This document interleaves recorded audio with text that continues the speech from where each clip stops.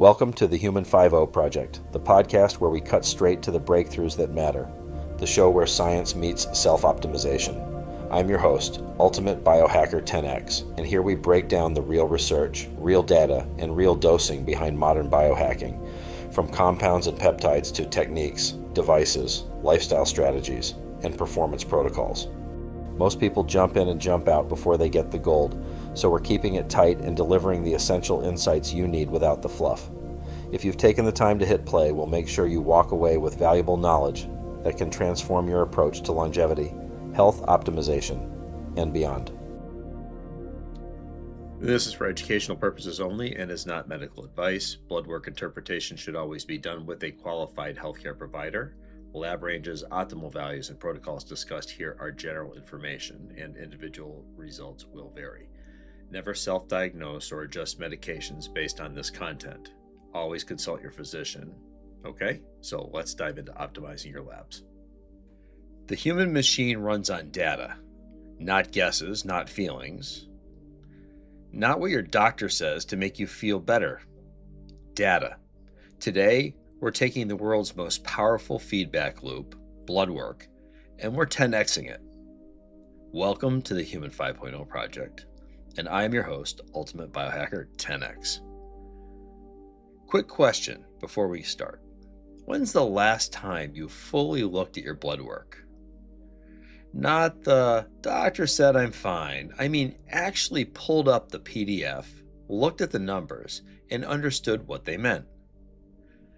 If you're like most people, the answer is never, or once, and I didn't understand any of it. That ends today.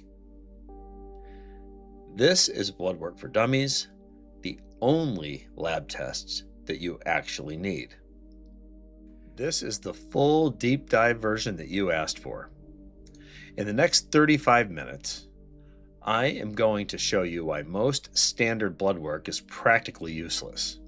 I'll give you the exact panel you need to run every 6 months, explain every single test like you're 5, and then upgrade you to the advanced longevity markers that predict your future so that you can change it. This is the most actionable episode that I have ever done.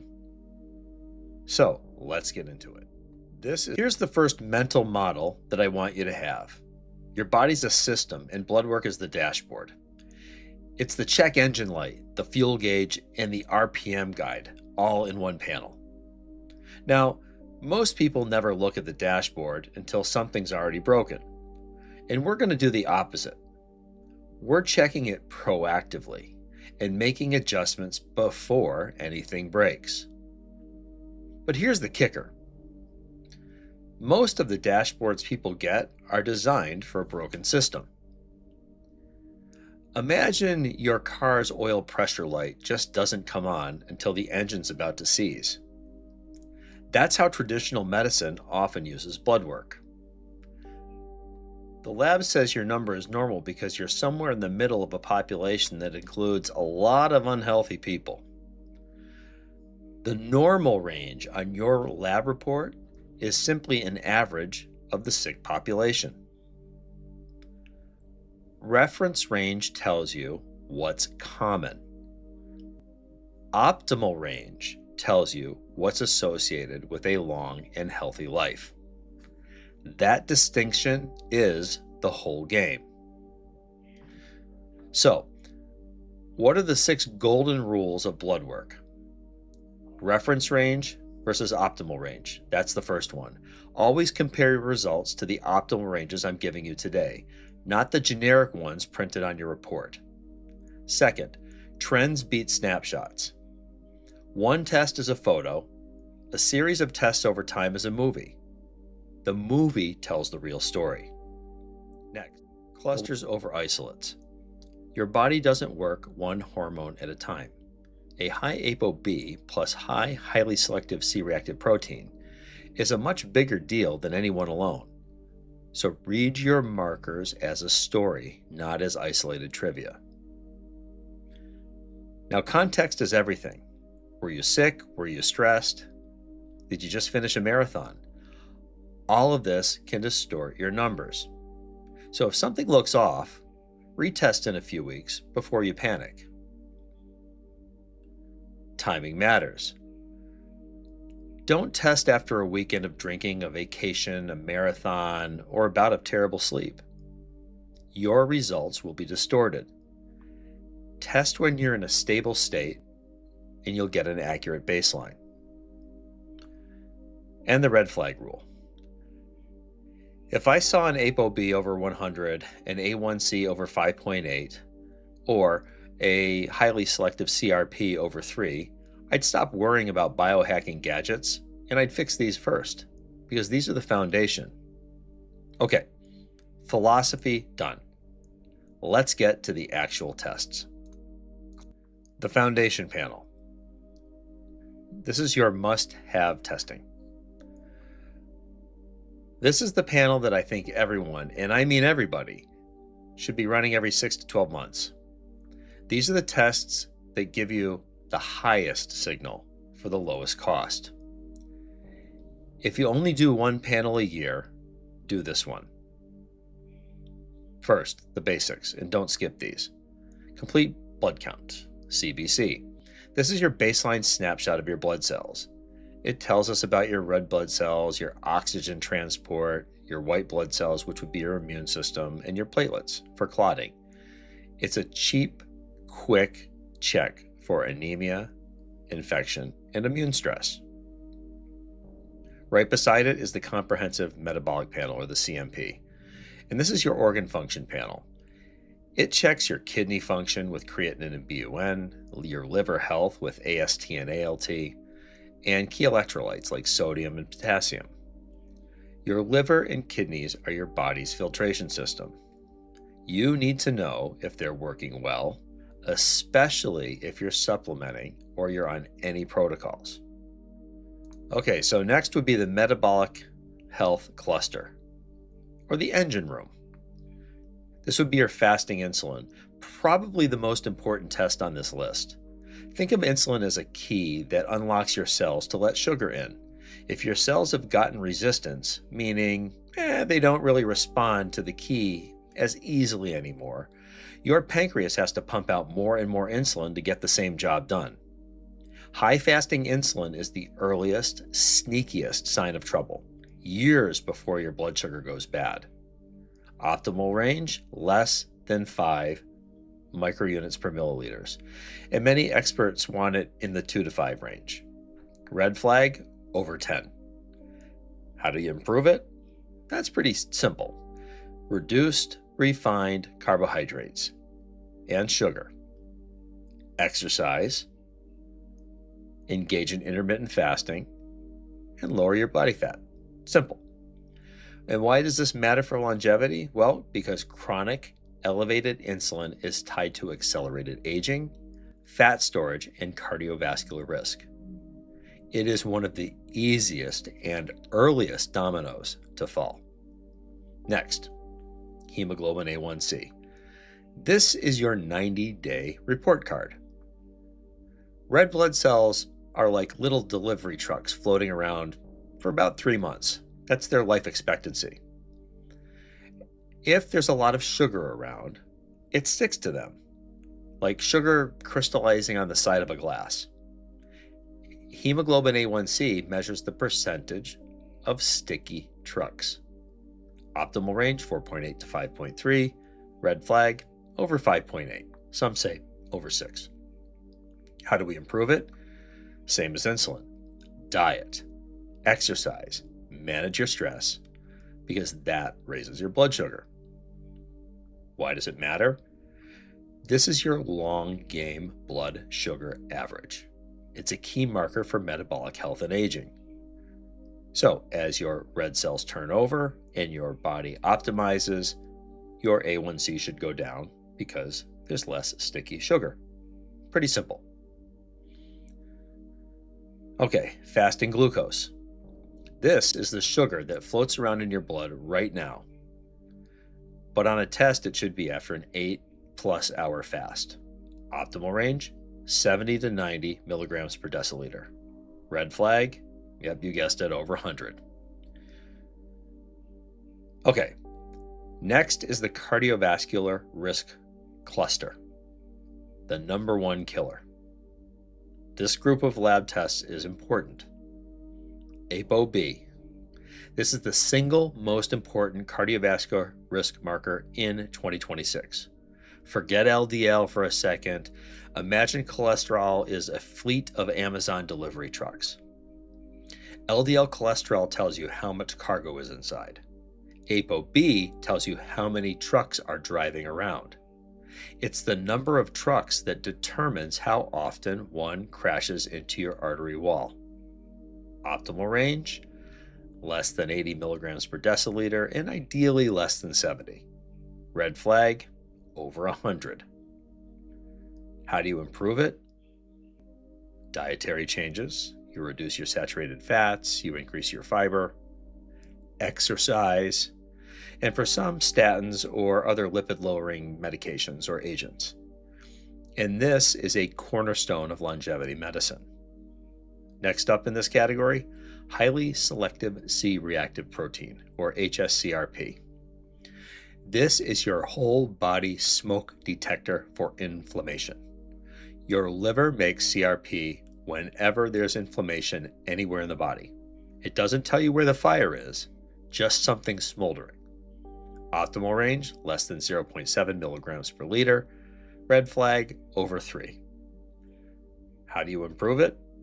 Well, you'll lose your visceral fat, you improve your sleep, you increase your omega-3s, you do resistance training, you manage your gum health.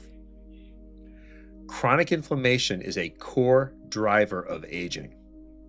We call it inflammaging. Next category, hormones. Think of this as your command center. Total and free testosterone. For men, this is crucial. Total is all the testosterone in your blood. Free is the unlocked, usable portion. Optimum total T for men, 600 to 900 nanograms per deciliter.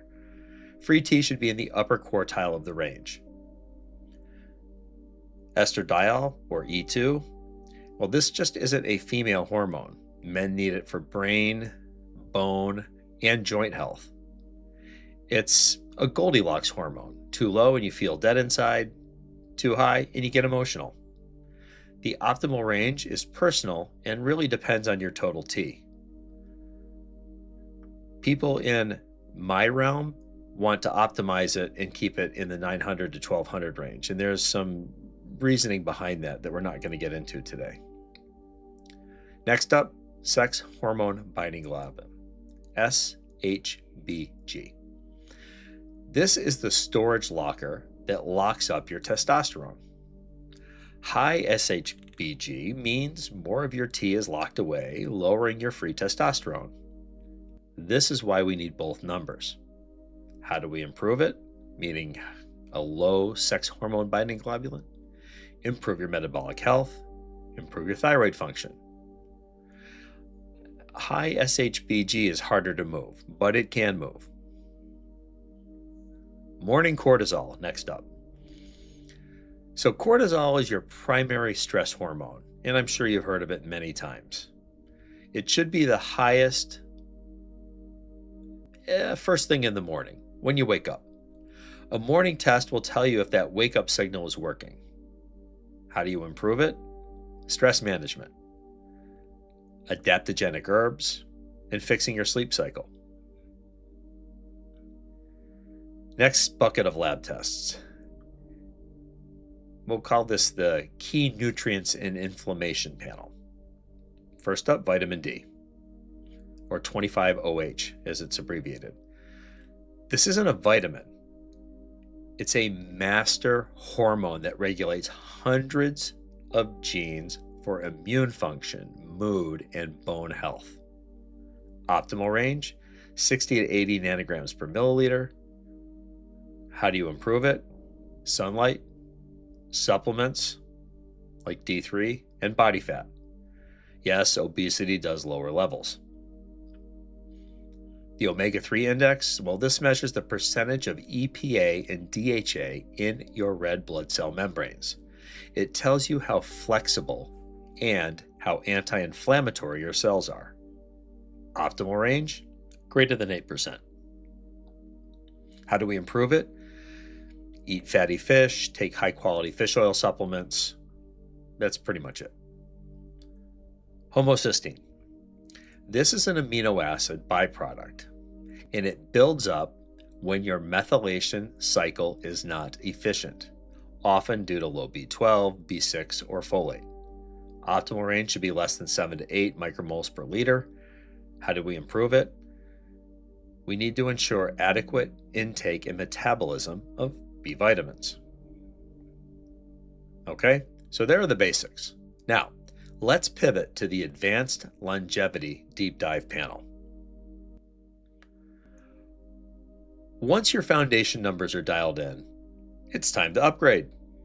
This is where we go from healthy to actually optimizing for a long health span. The stuff that the life extension community is obsessed with, as am I. Full thyroid panel. Most doctors only check TSH. We need the full picture. TSH is the thermostat signaling the furnace. T4, that's the stored firewood, and T3 would be the burning logs in the fireplace, like the active hormone. Reverse T3 is wet firewood, and it puts a brake on your metabolism. So why does all this matter? Your thyroid controls your entire metabolic rate. A sluggish thyroid, it's a sluggish life. Okay, IGF-1, insulin-like growth factor 1. This is a growth hormone marker. It's a double-edged sword. You need enough for muscle and repair, but chronically high IGF-1 is associated with accelerated cellular aging. Remember that. How about the ferritin and the iron panel? Ferritin, this is your iron storage tank. Too low, and you're anemic. Too high, and you could have iron overload, which could act like rust building up in your tissues. I exaggerate, but I'm trying to make a point. Important to know, especially if you eat red meat. Lp(a). This is ApoB's genetically inherited troublemaker cousin. And we've talked about this before. It's almost entirely determined by your genes, and it doesn't change much with lifestyle. If it's high, you need to be hyper aggressive about controlling everything else that you can control, like ApoB, highly selective C-reactive protein, and you just have to test it once. So once you have the number, and then you work around it. What about biological age tests, the epigenetic clocks? Your birth certificate gives you your chronological age, but these tests, they look at your DNA methylation patterns, and they estimate how old your cells actually are, how they're functioning. They're the closest thing to a scoreboard for I am aging faster or slower than my birthday says I should be. The True Age test is one of the more accessible options, but there are a number of them out there. Some are better than others in certain ways, and it takes a little bit of a deep dive to figure out what works for you. But getting back to this, sometimes having sequential numbers with the same type of test will give you a better overall response and picture than just having one number or even one number from a bunch of different labs. Okay, so the 5 numbers I would never ignore. If you're overwhelmed by all this data, don't be. Start by watching these 5 pillars. If they're dialed in, you are in the top 10% of health. Number 5, vitamin D. Remember, optimal 60 to 80 nanograms. Your master hormone. If this is low, your immune system and mood are compromised. 4, highly selective C-reactive protein. We want it under 0.7 milligrams. The inflammation fire alarm. If this is high, something's smoldering in your body, put it out. Number 3, hemoglobin A1C, optimal again, 4.8 to 5.3, your 90-day sugar report card. This is your metabolic trajectory. Are you slowly heading toward insulin resistance? Number 2, fasting insulin, optimal under 5. This is the signal before the alarm. This tells you how hard your body is working to keep your blood sugar normal. It's the earliest, most reliable marker. And number 1, ApoB. Optimal under 80, ideally under 70, the single best marker for predicting cardiovascular health. If you only have one test marker done in this advanced area, test this. It's the ultimate count of the particles that build plaque in your arteries. Where do we actually get this done? You don't need to piece this together yourself. Function Health is one possibility. If you want a comprehensive dashboard, this is the best value in biohacking, in my opinion. You get 160 plus biomarkers tested twice a year for a flat fee, and I like this. Merrick Health would be good for a more performance-based and hormone-focused approach, and they offer deep dive panels and consultations. And then go-to is Life Extension.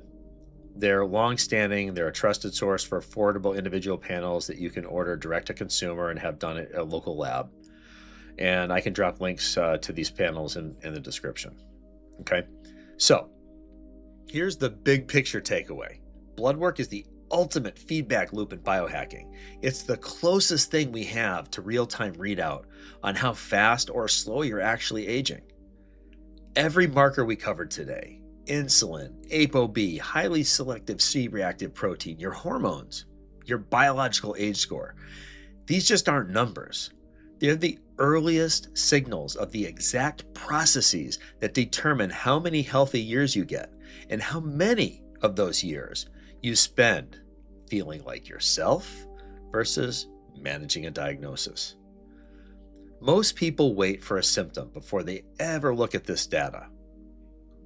We don't do that. We put the dashboard up before the check engine light comes on. We track year after year and we make decisions based on where the trend is heading, not where the normal box happens to sit. Stop guessing. Start measuring. Run these labs, understand your numbers, and build your own personal longevity dashboard. You will be miles ahead of 99% of the people out there, including a lot of doctors who just haven't caught up with this framework yet. If you can, drop your latest lab results in the comments or tell me what marker you're most curious about, and I'll see if I can break it down in a future episode. Here, stay optimized, stay informed, and stay ahead of the curve. This is Ultimate Biohacker 10X. And I'm out. Thanks for listening to the Human 5.0 Project. If you found value in today's episode, share it with someone who's ready to elevate their biology. Make sure to follow the show for weekly deep dives into peptides, protocols, devices, lifestyle strategies, and the science of high-performance longevity. Until next time, stay curious, stay optimized, and stay 10X.